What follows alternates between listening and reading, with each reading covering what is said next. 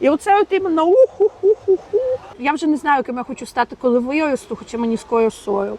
Всім привіт! Сьогодні ми зустріли українку із міста Луцьк у Парачі. І ми з нею вже пару днів тусуємось тут трохи.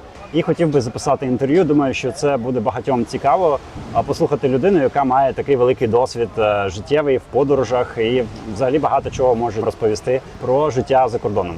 Привіт, Аня! Дуже раді з тобою познайомитися і приємно проводити час в такому чудовому місці. Хотів запитати тебе, розкажи, будь ласка, ким ти працюєш? Я знаю, тебе віддалена робота. Багатьом людям дуже цікаво, як це заробляти віддалено. І от розкажи нам трохи про це. Ким я тільки не працюю. Так, в мене віддалена робота, мені теж хотілося б знати, як це нормально заробляти віддалено, тому що поки що виходить з початком повномасштабного вторгнення, виходить трошки як у студентки. Але не жаліюся. Я працювала з 2006 року, починаючи журналістом. Потім почала працювати піарником, різними концертами, івентами в Києві, в Україні займалася. І зараз я роблю те все, чим займалася все життя, просто на фрілансі, дистанційно, будь-які замовлення. Це може бути піар, це можуть бути соціальні мережі. Це може бути якась стратегія для персони, чи для бренду, чи для маленького бізнесу. Це будь-які текстові наповнення. За останні роки я захопилась подорожами, я відвідала 62 країни і я написала 2 книжки про свої подорожі. Класний досвід у тебе такий. А є, розкажи, скільки років ти в дорозі живеш, чи у тебе є, тобто місце, в яке ти повертаєшся, у тебе є якась база, чи ти постійно приїжджаєш з місця у місце? 60 країн – це багато. З чого взагалі почалися твої подорожі? Повертаюсь я найчастіше в Київ, але все-таки більше часу там проводять в квартирі мої речі, тому що після того, як моя квартира, яку я орендовувала до війни, зараз її продовжує орендовувати моя руммейт, і вона дозволяє мені там залишати свої речі і іноді ночувати, коли я в Україні. Загалом це 17-й поверх, Лук'янівка. Коли я була в Києві, прилетіла в Охмаддит прямо під вікнами. Я не можу сказати, що мені комфортно там знаходитись. У мене починаються панічні атаки, тому я навіть коли в Україні, я десь 4 місяці на рік в Україні проводжу. Я повертаюсь, коли в Україну, я зазвичай ночую своїх друзів, які живуть не на 17-му поверсі, не з вікнами в підлогу і не на Лук'янівці. Тому, да, найчастіше я в Києві, хоча я не можу сказати, що я там вже живу, бо я там тільки влітку. В інших всіх країнах я себе не знайшла, тому що коли ти багато подорожуєш, ти бачиш скрізь саме найкраще, ти розумієш, що так можна було. Я вже, наприклад, не готова десь сидіти зимою. Тобто мені супер подобається Латинська Америка, мені подобається Азія, але, наприклад, В'єтнам – одна з моїх улюблених країн, а коли я літом дивлюся, які там ливні, дощі, як там все затоплює. В Латинській Америці, як я розумію, теж не дуже приємно знаходитися червень-липень-серпень, тому я поки що подорожую світом. Ось робота на 100% онлайн, вона, коли в Києві знаходжусь, ми робимо ще офлайнові дискотеки іноді. Вона допомагає. Подорожувати я взагалі почала, мені бабушка ще в школі казала, в тебе все не як у людей. І з подорожами склалось так само. Коли почалась війна, повномасштабна в сенсі, я опинилась в Буковелі, слава Богу, що не в Маріуполі і не в Бучі, без паспорту, без копійки грошей, був телефон і на ньому картки, все. І ти прокидаєшся, музика не грає, тобі дзвонять там з Києва, Аня, вставай, почалось. Кажу, що почалось? Дзвонить кращий друг, каже, війна почалась. Кажу, ти водку пив з Валентиною Петровною? Каже, я водку пив з Валентиною Петровною, але війна дійсно почалася, їдь до мене на Лісовий, будемо їхати на дачу. Кажу, то я в Буковелі. То й сиди, спи далі. Яке спи далі? Заходжу в Телеграм, там всі батьки, родичі, друзі, всі в шоці. І я без паспорта, фактично без грошей, застрягаю, на щастя, на заході країни, в досить безпечному місці. Але дитинство з голодних 90-х на Южній Бережчиговці дало про себе знати. Я згадала таку професію, як обмінщики, пішла в АТБ, стала на касі з телефоном, кажу, ви готівкою платите? Давайте, я за вас заплачу, давайте готівочку. І так собі 10-ку наколядувала. Була в шоці, чесно вам скажу, бо я не очікувала, до останнього не вірила, думала, це неможливо. Сиділа без документів, без розуміння, що робити, як жити. І тут мені написав мій друг-мандрівник, що ти сидиш в Україні і дівчата ж виїзні. Кажу, так це добре, що дівчата виїзні, в мене грошей нема. Він каже, так селять безкоштовно. Кажу, куди? В спортзалах з купою кричачих дітей, щоб я стала першою українкою, яка дійсно попросить Путіна її врятувати. Каже, та ні, в Хілтонах селять. Кажу, так, ти теж водку пив? Каже, не пив, в Хілтонах селять. Ну і була така класна програма, яку я як піарник абсолютно розумію, чим вона була вигідна готелям. Hospitality Support. Ти реєструєшся на сайті і маєш можливість в готелі лакшері класу, типу там Радісона, Хілтона, Меріота, перевезти від 3 до 5 днів. А готель на Google Maps мав примітку «Безкоштовно селимо людей з України, не мандрівників, біженців». І відповідно для іміджу готелю це було типу якийсь відомий готель, які вони молодці. Ну і я без копійки грошей в речах, які я купила на львівському базарі на картонки, в футболці за 120 гривень, в курточці за 200 гривень з львівського секунду, і я поїхала по Хілтону. Незабутній досвід, ти там на даху Хілтона, озеро Кому, в тебе типу, мінуса на рахунках, і ти несеш з магазину Lidl, це ж європейський найдешевший магазин, ти несеш пакети, типу, все зі знижкою, там, вино за 99 центів, хамон за 99 центів. І ти піднімаєшся на дах, там всі багаті люди з останніми ноутбуками, айтішники, які працюють онлайн, а ти це все з пакетів Lidl достаєш, пластикова вилочка, починаєш це все їсти, пити, на тебе косо дивляться, але нічого не кажуть. Потім я вже зібралась повертатись в Київ, і мені прилетіло на Лук'янівці сусідній будинок. Мама написала, доця, ти в нас дівчинка пробивна, не їдь. Ну, не повертайся. І ще одна акція була для українців, прилетів сертифікат на безкоштовне житло. Можна було зняти там 1400 євро, можна було одним платежем зняти собі якесь житло десь в Європі. Ну, чи не в Європі, де завгодно. Я зняла кімнату в Португалії, в хостелі. Вже почалась трошки робота онлайн, і я там сіла, думала приїздити в Португалію. Я думала, що в країні, де житло коштує 1400 євро, то й зарплата трошки більше.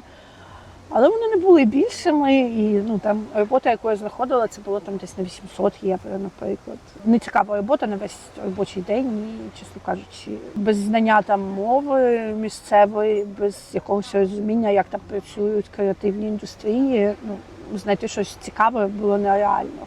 Перспектива так собі, так. Ну так, це просто типу робочі спеціальності. А мені завжди казали, в мене рука зі сраки, якби я пішла прибиральницею в супермаркет, тому що мене б звільнили на наступний день, бо я б ту підлогу не помила, аж її лише запачкала. Тому я там потусувалась і поїхала до знайомих.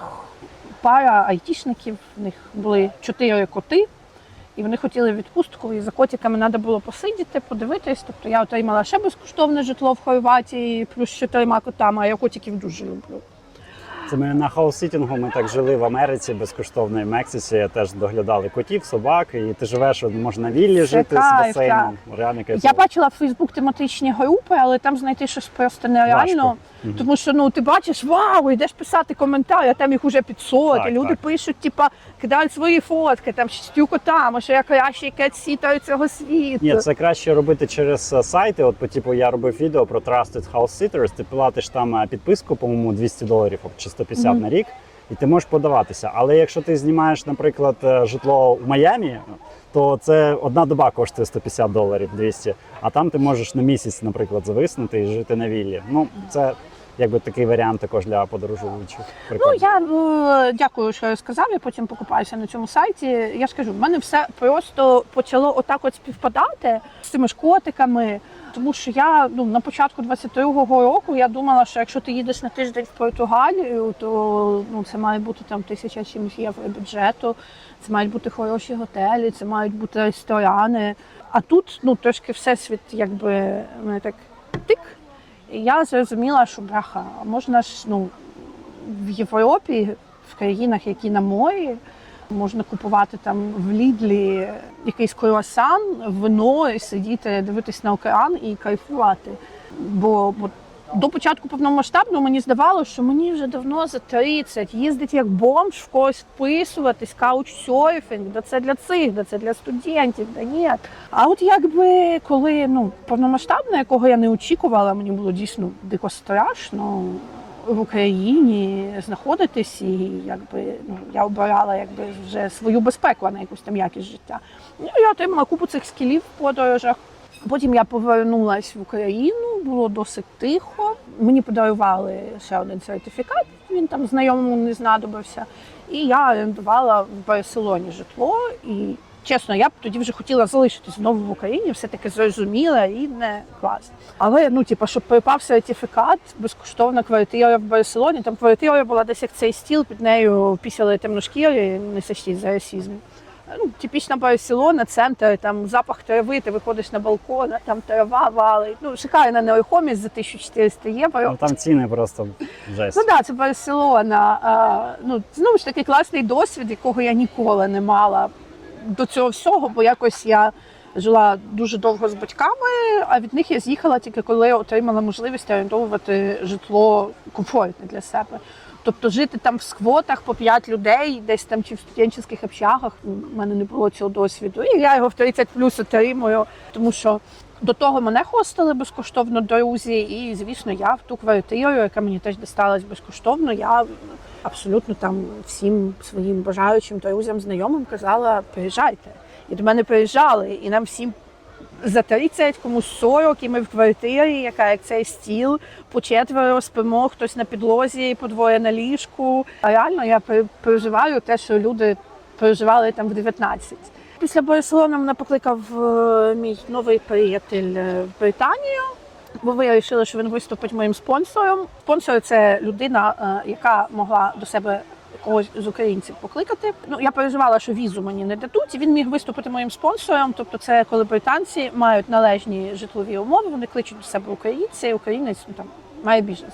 У нього немає зобов'язань дійсно бути спонсором, платити за тебе? Чи є? Бо в Америці була оця програма U4U, там, в принципі, у них зобов'язань не було, але вони вважалися спонсорами. Просто на перший час дуже часто люди допомагали, але Зобов'язання були, і я людині зразу сказала, я дуже чесна, і, напевно, по мені це відчувається. Я зразу сказала, що коли показала йому цю програму, кажу, слухай, я не буду жити в тебе півроку, я поїду через місяць, не переживай, я тобі це обіцяю. Тому він виступив моїм спонсором, я до нього переїхала, і тоді почали якраз Україну бомбити дронами. Для мене це був шок, тому що для всіх це був шок. Я думала, може я в Британії якусь роботу пошукаю, то я вже почала подаватися, отримала дозвіл на роботу, всі необхідні документи. Зустрілася старих друзів, які там в айтішечки, в гейм-індустрії. Вони нормально заробляють, і вони всі такі, давай, ти така молодець, ти зможеш, Лондон для тебе, ти пробивна. Класно, що я пробивна, але в мене навіть англійська не ідеальна. Не кажучи про це, що там моя індустрія музична в Україні, як вона працює в Британії, це небо і земля. І наскільки я там чула плітки, телевізійники українські, топові, які досягнули 1 мільйон раз більше, ніж я, вони пробували себе в Британії, але в них не дуже вийшло. Тому я там потикалась-помикалась. Потім мене запросили в Мексику, в Латинську Америку. Це був якийсь, я ж кажу, я себе в серіаліті якомусь відчувала. Мені там друзі казали, купи, я сиджу. Роботи майже нема, гроші закінчуються. І людина каже, в мене там квартира в Мексиці на Карибському морі, пентхаус, можеш там приїхати пожити в мене абсолютно безкоштовно, тільки купи квитки. І мені падає там, гроші, на які я мала б жити місяць. Але я така, ні, я куплю квитки, бо коли я ще побачу Карибське море.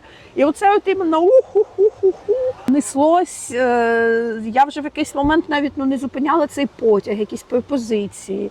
Кудись приїхати з якимись там опціями чогось безкоштовного. Воно неслось. І весною я повернулася в Україну у 23-му році. Вже робота була в більшості своєї онлайн. Повертаєшся в Україну і ти маєш більше замовлень. Люди такі, о, точно, ти ж на вечірці побачив когось, ти ж існуєш. І тебе кличуть на проєкт, який там на 100% онлайновий. Але, це як якийсь там нетворкінг ішов. Або пишуть, о, ти вже повернулась, то ти вже працюєш, а то не хотів тебе відволікати від відпочинку. Від Карибського моря, так. Ребят, так я в Мексиці, мені деньги треба на те Карибське море, замовляйте мої послуги. Я не на відпочинку, я digital nomad, чи як його правильно називати. Так. Але от досі варто мені повернутися в Україну, люди починають кликати на проекти масово, і ти їм намагаєшся сказати, що я в Україні, тут відключення, тут гупає, тут в мене родичі, яких треба побачити. І коли я сиджу в бразильському селі, в мене більше часу, бажання працювати. Але от воно працює якось так. Воно так от пішло, і в мене в житті постійно щось змінюється. І я вже не знаю, ким я хочу стати, коли виросту, хоча мені скоро 40. Ясно. Я хотів запитати також, дуже цікаво в контексті нашого каналу, твої перші враження від Бразилії, бо ти багато все-таки де була. Я розумію, що десь ти була, може, пару днів, а десь ти жила там декілька місяців. Але все-таки людина, яка має досвід перебування, проживання і подорожі по різним країнам, на різних континентах, то це набагато цінніше почути думку, якби ти не зацікавлена, тобто в тому, щоб якось розпіарювати конкретно Бразилію в даному випадку. Тобто, от просто скажи, як є, як ти відчуваєш, як тобі тут? Ти знаєш, я людина проста і працюю на 100% онлайн, тому мені в країні, щоб я відчувала себе безпечно, мені потрібна адекватна цінова політика. І на мене іноді там дивляться так дивно, коли я кажу, що мені в Бразилії безпечно, а в Швейцарії ні, і в Норвегії ні, бо я там під мостом від голода здохну. Не знаю, ти там запізнилась на останній автобус, і в тебе має 100 євро на таксі, отак от з бюджету. І тому Бразилія, я хочу сказати, це зараз моя улюблена країна Латинської Америки. Наряду з В'єтнамом, В'єтнам в Азії, а Бразилія в Латинській Америці. Коли я потрапила сюди вперше, це був мій перший латиноамериканський тріп, це було в Ріо. Ми були задовбані з моїм близьким другом. Це вже йшов другий місяць подорожі, і це була, власне, подорож не зимівля, не життя віддалене, а подорож, де декілька днів там на кожне місто, на кожну країну, там тиждень на Перу, там тиждень на Чилі, на 3 міста, там пару днів на Уругваї, воно все отак. І в Ріо в мене вже, чесно кажучи, не було ні сил, ні наснаги. Плюс мій друг був свідком того, як на карнавалі вкрали в мальчика айфон останній.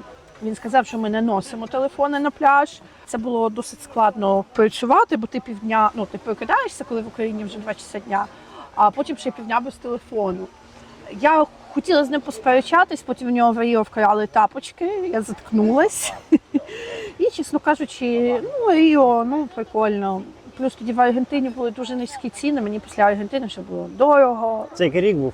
23-й. Це був березень 23-го року. Дорого, симпатично, але я вже втомлена, там хоп-хей лавелей, ху-ху-ху-ху. У нас готель, пляж, ми навіть в місто не їздили. Прикольна Бразилія, але я не розуміла захвату. А от другий раз я приїхала в листопаді. 25-го. Так, у нас була мета, це Парагвай Асунсьйон, бо ми їхали на концерт гурту Airway. Якщо хтось має такий самий вік, як я, там від 35 до 40, то ви можете пам'ятати серіал на новому каналі «Буремний шлях» про школярів з елітної школи Elite Way School. І в них там, вони закохувалися, грали музику, класика жанру. І в них був гурт Airway. І в 25-му році Airway зробили реюніон і поїхали по містам. Ми сходили в Європі, в Мадриді і в Неаполі на концерт, і ще з такою ж крейзі подругою вирішили злітати в Асунсьйон. І ми через Бразилію летіли, бо це найдешевше. І я була в захваті від Сан-Паулу, від Ріо, і така, вау, як круто. Але в мене була думка, що це, Латинська Америка така офігенна. Взагалі вся. Після Європи, холодної, після Києва вже почали там трошки світло відключати. Воно гупає, стріляє, шахет, дрон, оце от усе. Я поїхала там трошки в Боснію, в Угорщину, в Хорватію, все одно холодно, мокро, ФБМ, а тут, пожалуйста, Бразилія, листопад, бомба, люкс, клас. Але потім я покаталась по Аргентині, побувала в Парагваї. Я Аргентину нормально приїхала, Буенос-Айрес, Усhuaia, від Усhuaia отак от до Мендоси, потім Сантьяго, Антофагоста, Ікіке. Всю країну приїхала? Отак воно вийшло. Багато де була в Латинській Америці. От я прилетіла в Флоріанополіс, і я зрозуміла, що Бразилія – це моя улюблена країна. Мені тут прям, все заходить, мені дуже подобається вибір їжі. доступність продуктів, фруктів, овочів, ще чогось. Я, наприклад, не готую, і, можливо, там в Аргентині хвалені стейки, можливо, там шикарне м'ясо, чи ще щось, чи там шикарні морепродукти, але для мене Аргентина асоціюється з тим, що ти заходиш в супермаркет перекусити, там нічого немає. Гнилі банани. Ти заходиш в Бразилії, пожалуйста, папая, кавунчик порізаний, так, сяк, там, типа кубичками, а тут не кубичками, тут так запечатане, а тут 20 видів суші, а тут ще ця кулінарія, а це ти можеш на вагу взяти, це можеш взяти. А по цінах як помінялося з 23-го року Аргентина проти Бразилії, якщо порівнювати? Аргентина має скандинавські ціни, я не знаю, як там люди живуть, причому якщо в умовній Швеції ти працюючи прибиральницею, можеш піднімати трошку євро, то воно там є обосновано. А в Аргентині, як я спілкувалася з людьми, які туди переїхали, там $1000 – це непогана зарплатня, 2000 – це ого зарплатня. В принципі, як і в Бразилії, плюс-мінус. Так, але ти заходиш, я така, як вони на ці гроші живуть? І я в Аргентині за це, особливо на півдні, там де холодно, там шалені ціни, автобуси дорогі, природа не моє, ти там в Ушуаї, вогняна земля, Антарктида, вау. Ні, воно прикольно, воно цікаво. Але ти приходиш, там їдеш в National Park, платиш там за таксі, за вхід. Ти в полі, вода, гора, холодно, інтернету нема. Ти так, що ти тут не то? Оцей кущ, ця пальма, воно все набагато мені краще. І я, просто, можливо, це яке дерево чудове, зелень, водичка, і це скрізь. І ми ж зараз, не в якомусь там супер цікавому, там на дорогому, унікальному пляжі. Я так розумію, ми на одному із звичайних пляжів, де я купила собі воду менше, ніж за €1 в ресторанчику. І, це для мене прям дуже важливо. Бразилія мені подобається дуже сильно. Єдине, що дуже складно різниця часових поясів, оскільки я не працюю там на одну компанію. І в моєму випадку мій головний козир – це все-таки якийсь нетворкінг. Тобто я можу продати свої послуги чи свої книжки постіком в Facebook. Людина читає мій класний пост, який вона вважає класним. І така, точно, в мене ж тут салата класно написала, а я відкриваю інтернет-магазин, хай вона мені напише опис там для товарів. Або згадує там про мене і там згадує, що син там шкільної подружки гітару купив, на гітарі грає, а хай йому дасть консультацію, там, як український музикальний бізнес працює. Якісь такі моменти, тобто я вже давно, багато років зрозуміла, що я включена в поле певних людей, щось там пощу, щось там пишу, спілкуюсь, і несеться якесь сарафанне радіо. Я себе, не по резюме передаю. І реально хочеться там написати якийсь там пост про подорожі в моменті, бо я творча людина. І там, він може залетіти в Фейсбук, людина може почитати, зайти на мій профіль, замовити в мене книжку. Тобто воно все, в мене немає такої роботи. В мене є монетизація моєї особистості. І це трошки складно виходить, бо в мене там, я прокинулась, ждала, поки ви за мною заїдете. Якби ви за мною не заїхали, я б спати назад лягла. Прокинулась заради сніданку, бо він безкоштовний. Все. І смачний в готелі сніданок, багато фруктів було, солодощів. Від мене вже всі щось хочуть. А в мене ще ні натхнення, нічого. Там один проєкт знайомий відкриває, я маю написати там пару постів. В того проєкту дуже великі перспективи. І от він пише, так що, коли чекати? А я ж ім'я своє без помилок з трудом пишу. Кажу, слухай, по твоєму часовому поясу чекати глибокою ночі. Складно. Навіть ці всі точечні взаємодії. Я кожен день прокидаюсь, дивлюсь, 20 сообщень в Телеграм, і в мене перша думка, що там уже все горить, все в пеклі. Оцей синхрон, це треба, я впевнена, що в мене не один рік би пішов на те, щоб, наприклад, налаштувати свій вектор на латиноамериканський ринок і бути там. А тобі, виходить, цей часовий пояс просто для роботи не дуже підходить. Наприклад, Він мене- Азія набагато краще, бо ти прокидаєшся, ти можеш чимось позайматися, півдня проходить, і там тільки в Європі, в Україні починається ранок. Абсолютно, Азія просто неймовірна в цьому плані. Ти прокидаєшся, живеш для себе, абсолютно нікуди не спішиш. Йога, туди-сюди, магія ранку. І тільки потім уже вечорочком. Да, буває таке, що від тебе щось хочуть, там, в тебе вже 9-10 вечора. Були історії, коли домовлялися з кимось з українців зустрітись, поспілкуватись, а людина не розуміє, я сама її покликала і сиджу оце от в телефоні клацаю. Ну, бо термінові робочі задачі. Але оскільки я соло-мандрівниця, то Азія це прям взагалі кайф. Ти ввечері йдеш з ноутбуком, кудись сідаєш і комунікуєш з друзями, з робочими моментами. Це собі сидиш і все робиш. Азія в цьому плані сильно краща. А по безпеці були такі ще якісь у тебе ситуації, типу, як ти сказала, що в Ріо там у людей на карнавалі, коли там в 23-му році так вкрали телефон, тапочки. А що ще ти сама з чимось стикалася? Не стикалася. Я в Бразилії відчуваю себе в абсолютній безпеці. Наприклад, я обожнюю такі якісь гарячі країни, грубо кажучи. І я можу сміливо сказати, що в Берліні, в Барселоні, на Сицилії, в Неаполі я відчувала себе менш безпечно, ніж відчуваю в Бразилії. Може, я не була там в фавелі Алемана, щось таке.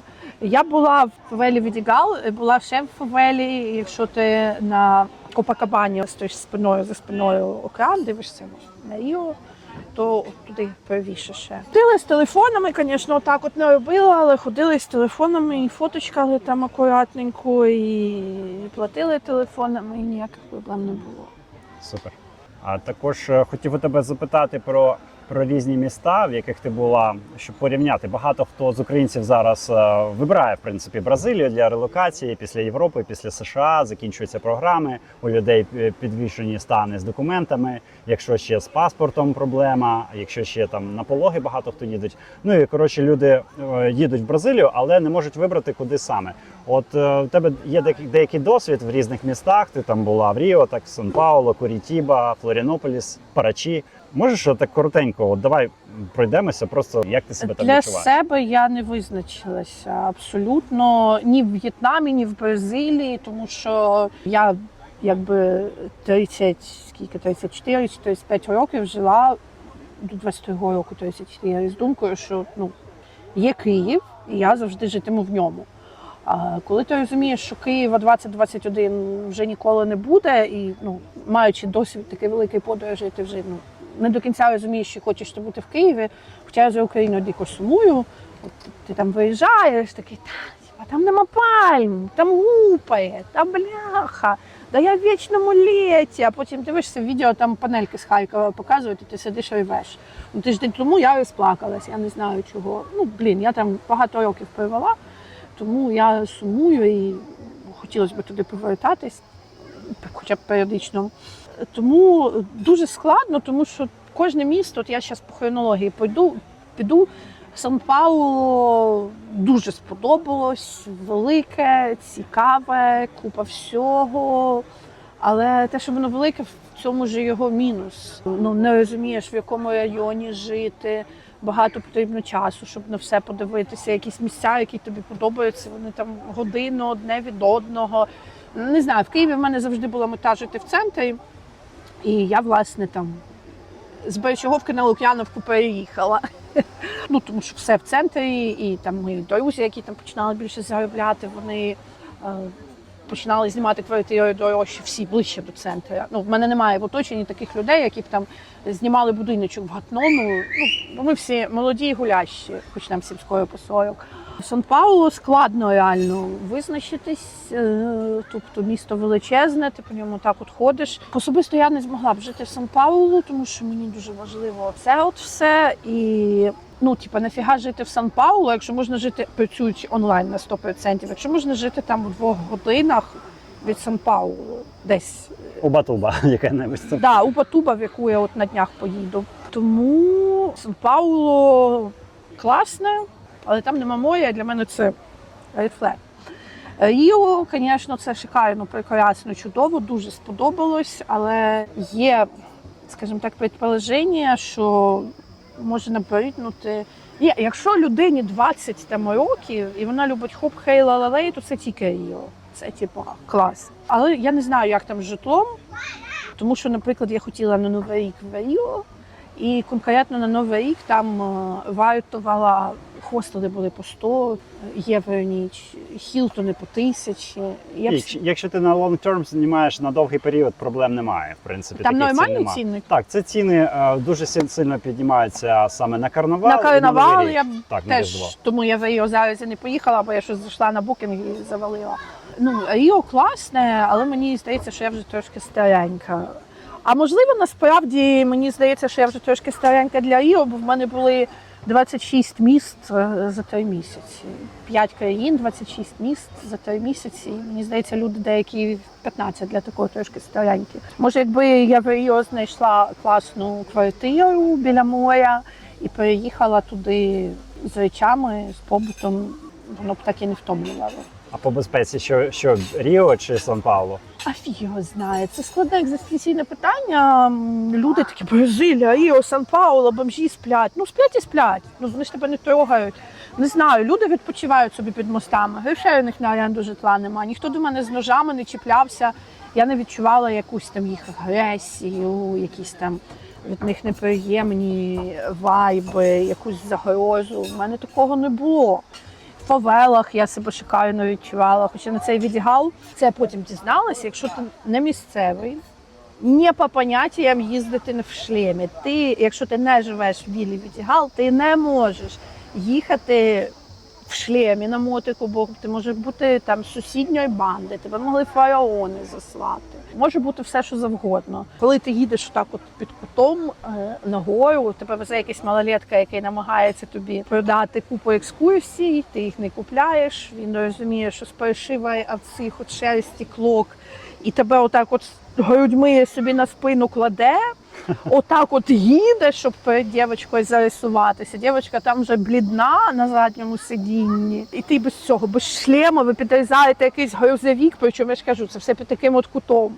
Ну, пригоди, звісно, незабутні. Потім ми з цього відігалу спускались ножками, зустріли симпатичного бразильця з автоматом. Але, бляха, ну я в Україні по 4 місяці. Ну, ми сиділи, пили пиво на ВДНХ, у нас шахед отак от на очах просто.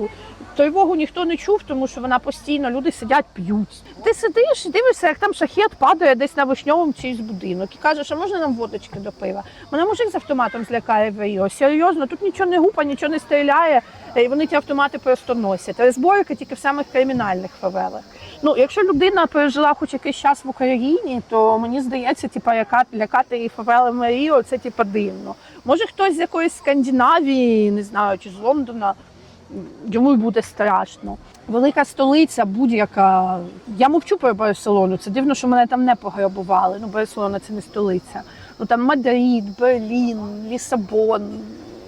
Я не відчуваю себе в них більш безпечно, ніж там в Ріо. В курортних місцях, ну, да, там більше. Хоча я б не сказала, що в Ріо більше бездомних, ніж в Барселоні. І в Барселоні, враховуючи ці ціни на оренду, мені оці всі люди, які по всій Ла Рамбла отак от сплять, їх логіка зрозуміла. Далі наступний Флоріанополіс, прикольне містечко. Не розумію, де краще жити, чи в центрі, чи там от біля океану.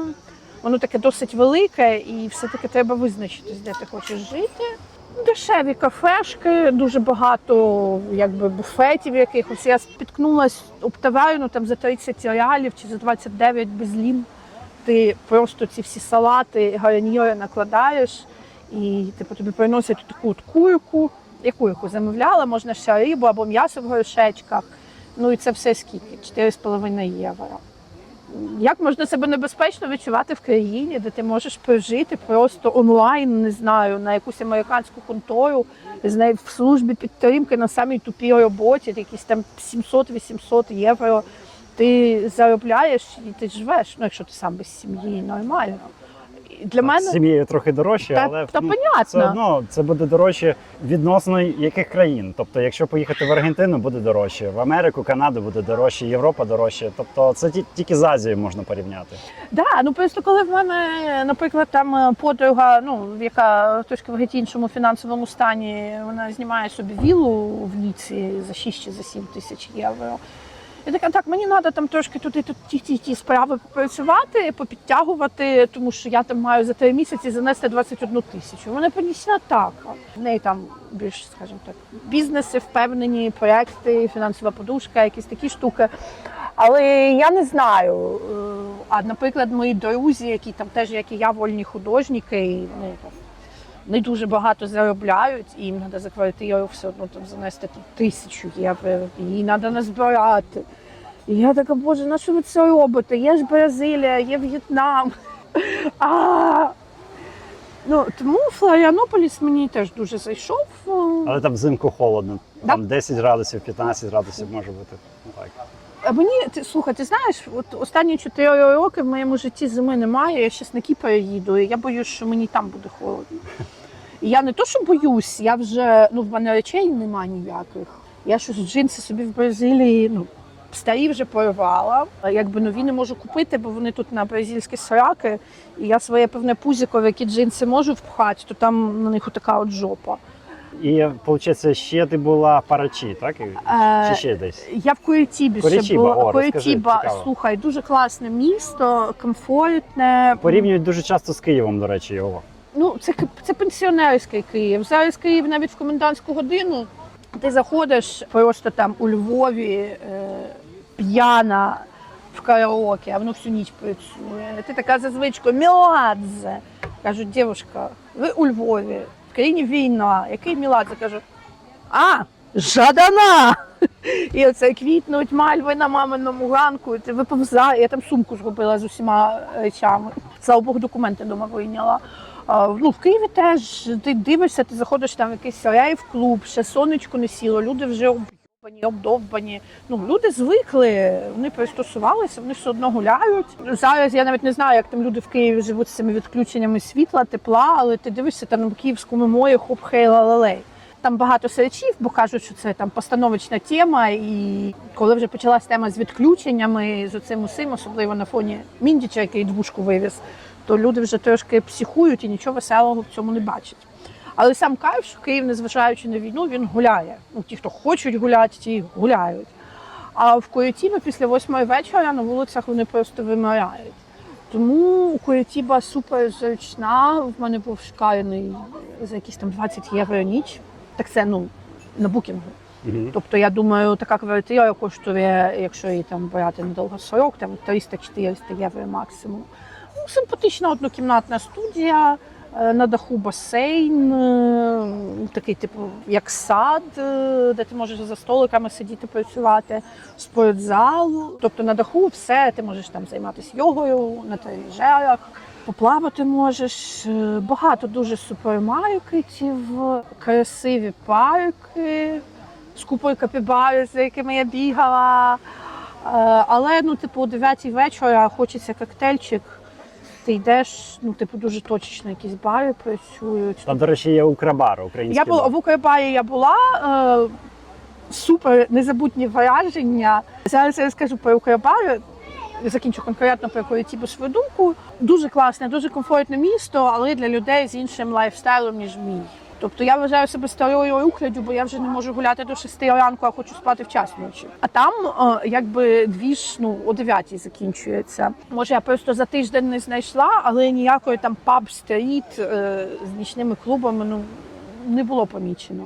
Тому я б там занудьгувала, але я живу, наче мені завжди 17. Мені здається, більш тривіальна якась сім'я з дітьми, чи навіть просто якась там пара 30+, чудово себе там почуватиме. Украбар, дуже класний бар, відкрили українці, там постійно відбуваються якісь там активності, колективи наші українські, або навіть це люди з Бразилії, які ніколи не були в Україні, але вони танцюють українські танці, це все нащадки українців. Ми познайомилися з такими дядьками, було дуже круто з ними спілкуватися, в них така автентична українська, такої ніде, крім в селі, там дідів, бабів, які давно покійні, я й не чула.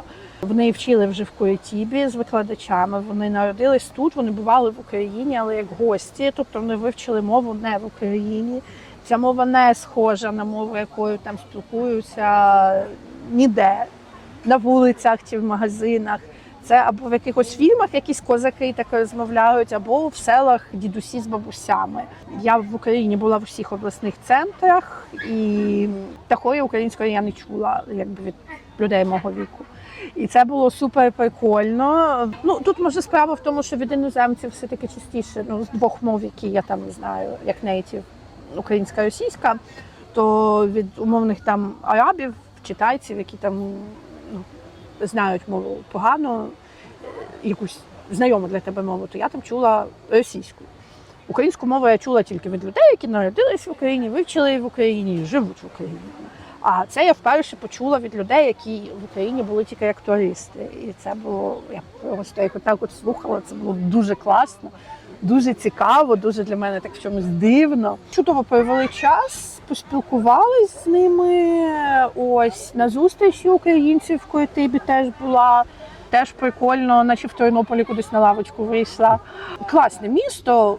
Ну, якби я мала там якісь справи, наприклад, була включена в якийсь там проєкт українців культурний, чи не знаю, був би в мене контракт за капібарами в притулку слідкувати. Я думаю, я б отримала задоволення від цього міста. Але ж тут ще в школі казали, що найскладніше написати твір на вільну тему. Бо в тебе купа думок. І отак і тут. Я працюю 100% онлайн, і я можу жити в будь-якій точці там. І ти так починаєш, там прикольно, але ж там нема того, а там нема моря, а там нема капібари, а там дорого, а там нудно. І воно так. Ну, тобто, абсолютно кожне з цих міст Бразилії, де я була, мені сподобалось. Я б змогла там, маючи, там, не знаю, безкоштовну квартиру в подарунок, чи кажу, що робочий контракт офлайновий, чи ще щось, я б з великим задоволенням там жила. Просто коли в тебе вся робота отут, то ти починаєш так от думати, може краще туди, а може туди, а може туди. Часова зона ще тобі не підходить. Я працюю в Америці, мені навпаки тут класно, бо коли я жив в Таїланді, у мене робота починалася о 8 вечора. Вона не підходить особисто мені, бо я сова, ночна бабочка і всяке таке. Не в тому смислі. Я вже стара, мене вже ніхто не візьме. Присилали пропозиції від військової агенції до 35 ейджисти. Наче мілфи не цікавлять молоденьких мальчиків. Про часовий пояс? Ні, насправді я з людьми, які там ведуть інший образ життя, спілкувалася в Сантьяго з українцями, то їм навпаки все подобається. Вони там зайтішечки, вони йдуть там, працюють і десь там в час, в 2-3 чи в скільки вже вільні, живуть для себе, лягають просто там о 10 ранку, о 10 вечора. 10 вечора і в 3 ранку, там 4 починають працювати, так? Ні, вони десь о 6. О 6 чи о 5. Нормально. Да. Просто в Україні о 6 Парагвай, то це буде десь 11 ранку, наприклад, так? Плюс-мінус. Значить, у них з 12 робочий день, значить, до них лояльні. Бо мені, наприклад, в Азії суперкомфортно, але теж я з людьми спілкувалася там з айтішечки, їм складніше було, тому що ти начебто і все супер, але в тебе вихідний вечір піти в паб – це субота і неділя, і все. Тому що ти закінчуєш роботу о 12-й, о першій ночі. І воно трошки в якийсь момент набридає, бо в тебе ніякого соціального вечірнього життя. Хочеться якоїсь золотої серединки. Залежить від лайфстайлу. Тобто, якщо сім'я, тобто ми по-іншому живемо. Якщо це молоді люди, яким треба дискотеки, двіжухи, це інше. Хтось на пенсію приїжджає. Тому тут дійсно дивіться самі по собі. Ви просто слухайте інформацію, кожен зі своєї колокольні розказує, як він відчуває. А у вас буде свій досвід. Тому... Ну так, тут все залежить, мені здається, від лояльності твоєї компанії. Тому що, наприклад, от ті, хто встають о 5, 6, 7 ранку, ті люди там задоволені. А спілкувалася з людьми, які в Мексиці вставали о 3 ночі, вони не змогли зламати систему. Ти встаєш темно, тобі погано, ти працюєш з-під палки. Потім тобі знов погано, ти спиш, прокидаєшся вночі. Коротше, вони пару місяців сподівалися прогнути часовий пояс під себе, не змогли і уїхали в Таїланд. У нас подружка одна в Нью-Йорку жила багато років, і потім поїхала на Гаваї в відпустку. Їй так сподобалось, і вона туди переїхала. А яка різниця в часових поясах? А там десь 6 годин теж. І А. вона пожила там, мабуть, півроку і сказала, я так не можу, мені треба вставати в 3 ранку, щоб по Нью-Йорку це була 9 чи 8, я там не пам'ятаю, плюс-мінус. І вона через півроку повернулася в Нью-Йорк.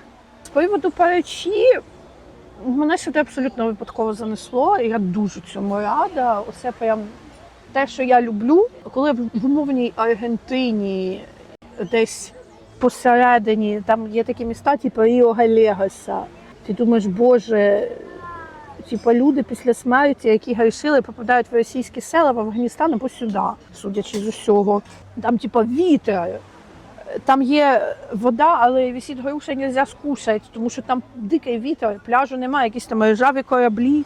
Цей вітер ганяє, в місті нічого не відбувається. Це, я не знаю, в американських фільмах жахів, коли ти потрапляєш в якесь село, і там був зомбі-апокаліпсис, або ще якась херня, або хтось когось, або всіх вбили там пару днів як. От воно виглядає так. Я інакше уявляла собі Аргентину. І я своєму кінту кажу, та давай, без плану, з Ушуаї, потім повернемось назад, там, типу, на північ, на автобусах. Ці автобуси по $200. Ти їдеш постійно по якомусь полю, і ну, я в грудні потратила вдвічі більше, ніж я заробила. І я просто розумію, скільки я б за цю суму могла десь в Азії лягти, там, в Таїланді чи в В'єтнамі, так, в готелі з видом на оце от. Я така думаю, боже, а що я взагалі херньою страждаю? Чим я взагалі не тим займалась? І, звісно, ну, ці Парижі, це ну, те, що мені подобається. Я перші пару днів я навіть з готелю вийти не могла. Я взяла готель з басейном, з видом на ці Жабакабри, на море. Я поснідала, сіла, сижу, дивлюсь на басейн, поплавала, сіла, сижу, встала на море, сіла, подивилась на море, поплавала. І такий день 40, який мене абсолютно влаштовував. Добре, дуже раді були з тобою зустрітися. Дякую за таку відверту розмову. Дякую. І сподіваюся, що тобі надалі буде щастити в твоїх подорожах, зустрічати людей, які на одній хвилі з тобою, щоб ти не опинялася в таких місцях, як в Аргентині, як ти зараз назвала. В виправданні Аргентини хочу сказати, що це моя улюблена сакральна країна, там, де там вже знімали «Дикий ангел», «Буремний шлях», там всі мої актори улюблені. Люди там супер, добрі, милі, і ти приходиш із своєю ламаною іспанською, питають, звідки ти, кажу, «Soy Ucrania». І I'm фанатика Ребел де Вей, Мунієка Брава, Наталія Ревей. І вау! Такі, о май гад! І всі супер милі, супер класні. Ну, коли ти так багато часу в подорожі, то така битовуха, як пальма під вікнами чи ціни, ну, для мене багато чуєш. Ну так. А країна, в яку б ти не хотіла би повертатися, є така? Ніколи чи де б я не хотіла? Взагалі не хотіла би повертатися? Нема таких. Нема. Скрізь щось цікаве, так, знаходиться завжди. Якщо, типа, на пару тижнів, то можна. Ну, от не знаю, є якісь такі точечні. Ну, я була в місті Кошиця в Словакії. Особливо після Азії, ти приїжджаєш після Балі. На Балі я б, напевно, не хотіла повертатись. Якась срака. Просто Що не так з Балі? Все. У мене є друг, який відвідав Костеля, як він відвідав всі країни світу, став другим українцем, який це зробив. І він перші рази на Балі був дуже давно. І він от казав, що той вайб Балі, який там був, скільки там, 15 років тому, його вже немає, не буде. І після цього перший раз, коли «Є ж малість любі», фільм вийшов, і американці з грошима масово попарили на Балі. Потім в якийсь момент Росня попарила на Балі, теж з грошима. Ну, а безвідносно російсько-української війни моя нелюбов до людей з паспортами цієї країни не є глобальною. У мене і друзі є там з Москви, які абсолютно все це не підтримують. Але як не крути, тут справа навіть не в тому, що можуть якісь там підстілки Путіна повзать і мріяти бажати тобі смерті. Куди приїжджають русські з легкими деньгами, там починаються все дикі ціни. Місцеві починають розуміти, що їх ж можна тих білих кошельків на ножках на бабки покидати. Кожен раз, коли там намагалась поміняти там $100, це там 1 600 000 місцевих балійських грошей, в тебе стабільно півляма намагались свиснути з цієї пачки. Ти перераховуєш і кажеш, алло, ти не так порахував, забирають твої гроші. перераховують, кажуть, тут 1,5. І вони ті півляма отак от якось зі швидкістю світла докидають. Це така ловкость рук. Я так жодного разу і не зрозуміла, як вона отак от просто тупо непомітно це робить. Ці всі мальчики такі 18-річні, такі, ой, туристочка, ти щось напутала. Дуже багато людей. Да, природа така шикарна. Але ти можеш їхати 7 кілометрів на мопеді 2 години через корки. А на машині, напевно, всі 22. Дуже багато людей, дуже багато цього манімейкерства, тому не моє. Але я впевнена, що Індонезія – це шикарна країна, і окрім Балі там купа шикарних островів, де варто побувати.